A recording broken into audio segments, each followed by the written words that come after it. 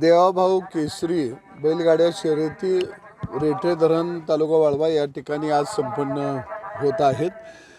जवळजवळ 350 बैलगाड्या या ठिकाणी चालक मालक पश्चिम महाराष्ट्रातून सगळ्या जिल्ह्यातून आलेले आहेत।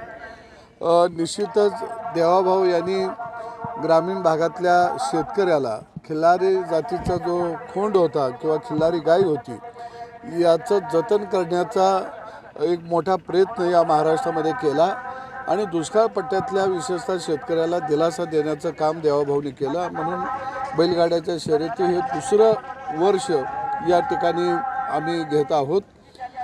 पहिलं बक्षीस 3,51,000 आहे, दुसरं बक्षीस 3 लाख आहे, नंतर 2.5 लाख, 2 लाख, 1.5 लाख अशी 10 बक्षिसं या ठिकाणी आम्ही ठेवलेले आहेत की जेणेकरून खिल्लारी जातीच्या खोंडाची जोपासना व्हावी व खिल्लारी गायीची जोपासना व्हावी।